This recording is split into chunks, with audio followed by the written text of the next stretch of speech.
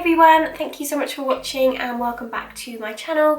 So today I thought I'd do a warm smoky eye. No, not really. I thought I'd change it up a bit and add a little bit of colour without being a bit too full on, because I know like some people get a bit scared about wearing colour, so I thought I would incorporate it into this look. So if you want to kind of add it into your makeup in the summer or in the springtime, then this is like a subtle way of doing it. Obviously I've done it quite dramatic just because I don't mind having it like that, but hopefully you can take elements from this and it inspires you to do something new, or you just want to enjoy me doing makeup. But yeah, thank you so much for watching. Please subscribe if you are new here. Let me know what you want to see next in the comments down below. But yeah, if you do want to see how I got this look right here, then just keep on watching.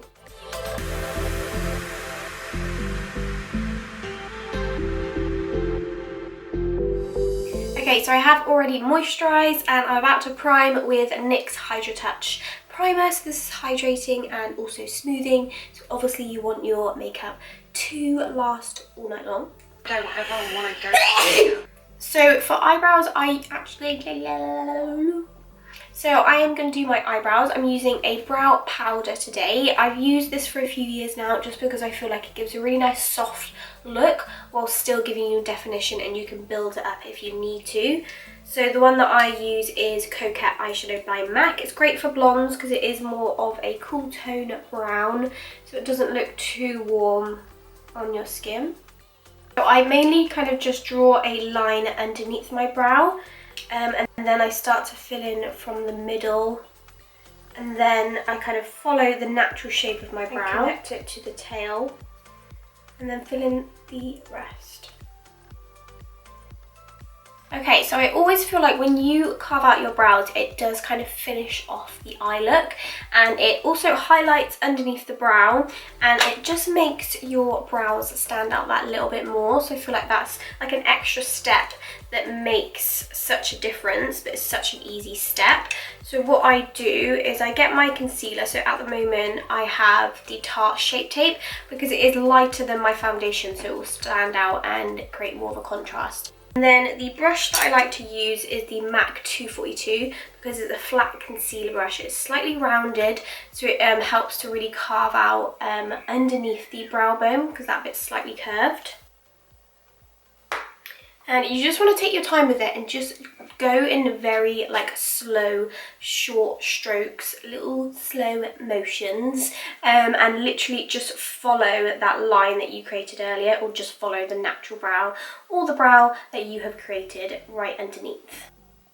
Okay, so next, using that same Tarte Shape Tape concealer, I'm going to prime the eyelids, and I'm going to put that all over, ready for my eyeshadow. So I like to blend that in with my finger just because I feel like it just blends it the most evenly. Okay, so once I've got that on there nice and even, I try not to look up because I don't want to crease the eyeshadow, because I am probably one of the only people who does this, but I like to set my concealer. It's just the way I've always done it, and I'm just a creature of habit, and I can't do the technique where you put eyeshadow on wet concealer. I don't know why, I just can't do it. So I go in with a translucent powder, and I literally tap that just really lightly, just all over the concealer. So to start off the eyeshadow, I'm going to go in with my Violet Voss palette. This is the Laura Lee palette. I'm pretty sure this is really old, but I thought I'd crack it open. All you really need is like a peachy, warm tone colour like this one here.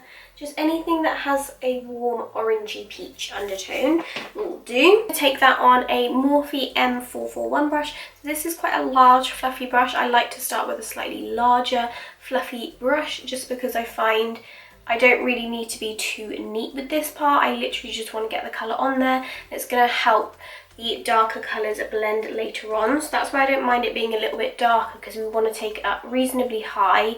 So I kind of start in the middle and then kind of work my brush in circular motions, following the natural crease And once I've got the colour on there and there's not much product left on the brush, I then kind of work it upwards and blend over the edges. Because this colour isn't too dark, I'm not too worried about it like looking really neat. Okay, so now going in with a slightly smaller fluffy brush. This is the Morphe M433. So as you can see, if I compare it, it's not as long, it's not as big.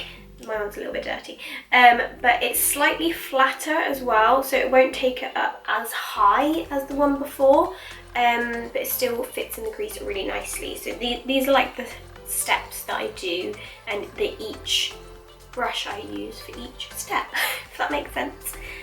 Any sense at all. So now I'm going to dip into my very dirty and well-loved Jaclyn Hill palette. From Morphe. As you can see, this like stains really easily, so yeah. I'm going to go in with this colour here. I'll link the shade name down below because I'm not 100% sure right now. But I'm then going to work that into the crease, but I'm not going to take it up as high as the eyeshadow before because the brush is slightly smaller. It won't bring it up as high. And then you just basically want to do the same as before, but again keep it slightly lower. So next, this is where I go in with an even smaller brush now, because I want to be a little bit more precise with where I apply the product. So I'm going to go in with the Morphe M514. So as you can see, this is a lot smaller just because it fits in the crease really easily. And I'm going to take that red shade. Again, I will link it in the description box. This is a really nice fiery red. Well, it's kind of like an orangey red, and I just feel like it amps up the look that little bit more. So I'm just going to start to blend that in the crease. So again, not as high as before.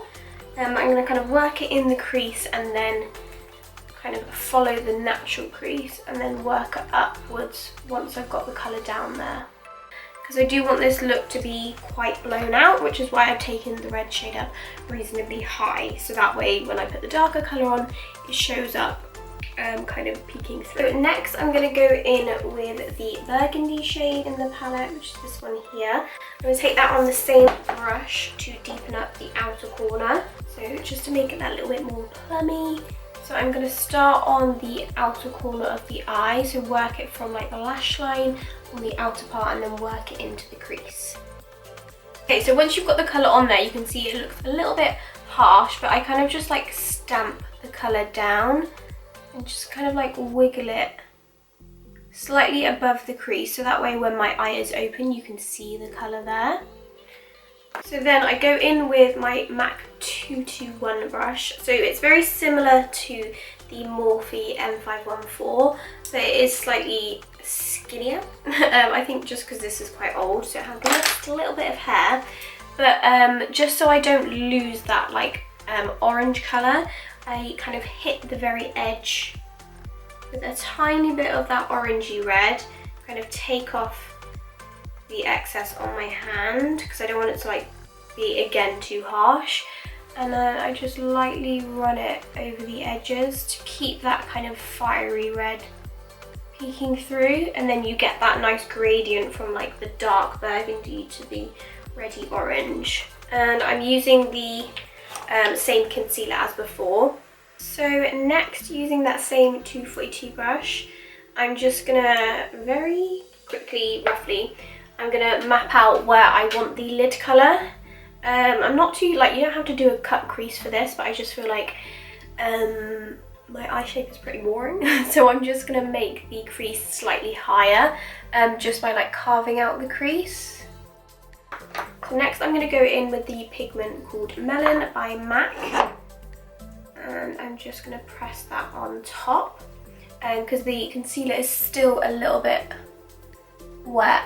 Should help to adhere to the pigment. And then don't worry about the middle bit because we'll blend that in a second.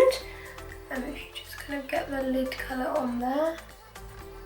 Okay, so then to blend those two colours together, so there's not like a harsh line between the burgundy and the gold, I'm going to go back in with that red that orange red, and I'm gonna kind of blend the two together just by running it back and forth. Okay, so I'm just going to apply a little bit of eyeliner. I just cleaned up underneath the eye. I'm going to use the Rimmel Glam Eyes liquid liner. I'm just going to do a reasonably thin line, nothing fancy. Yeah, I don't want to go too thick because I don't want to like cover up that thing going on there. And then I'm just going to very lightly press over some black eyeshadow just to like blend the edges so there's not a line just like stopping right there. And I'm using a MAC 212 brush to press in that colour. Okay, so I just applied my lashes and I'm going to go ahead and leave the eyes for now and do my foundation. So the foundation I'm using is the new Morphe foundation, and this is in the colour F2.30, I think. And I'm going to apply that using my beauty blender. Okay, so I'm also going to use the new Morphe concealer. So I've gone slightly lighter, and then this colour is a little bit more peachy, so it will help to get rid of any discoloration.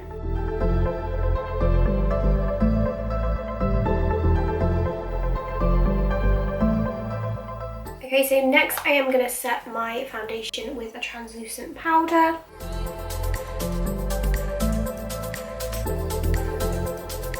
So next I'm going to use my Rimmel bronzer in Sun Bronze, and the same brush as before, which is the CO4 brush by Spectrum.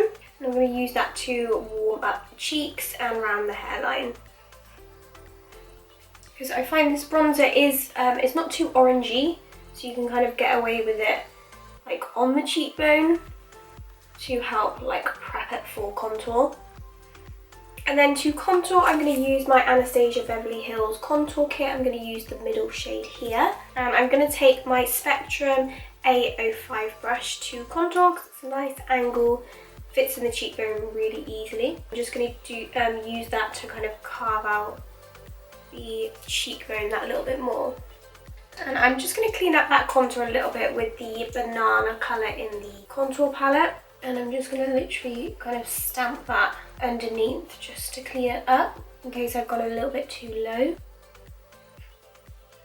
Okay, so for the under eye, I really want to do something different because I feel like if I do orange on the bottom and do it like the same colour all the way around, it's going to look similar to some looks I've done before, and I kind of want to make it a little bit different. So I'm thinking of doing like a pop of colour, and I really hope I don't regret it. But I think I'm going to go in with like a mixture of Electric Eel by MAC. You can see this is like so like neon blue. Maybe a little bit of the green in this palette, in the Jaclyn Hill palette. Top off the excess. Okay, so taking that blue, I'm just going to really lightly blend it underneath the lash line. So I will have to like go over this blue. I'm going to go into the Jaclyn Hill palette, and I'm going to dip into this colour here. Okay, so next I'm going to go in with the P. Louise base in the colour Hint Mint. And I'm going to apply that to the inner waterline. Right, I'm going to put some mascara on my bottom lashes and I'll be back in a second. Okay, so for lips, I'm going to go in with NYX Lingerie in the colour Baby Doll. And I'm going to line my lips beforehand because this is quite light. I'm going to use Spice Lip Liner by MAC. Okay, my camera just got out. Right. So I just put the NYX liquid lipstick, and then I put a gloss over the top. Okay, so that is the look finished, guys. I really hope you liked it. Of course, let me know what you thought in the comments down below. Don't forget to subscribe if you are new here, and give this video a thumbs up if you did enjoy it. But yeah, that is everything from me. Thank you so much for watching, and you'll see me in my next one.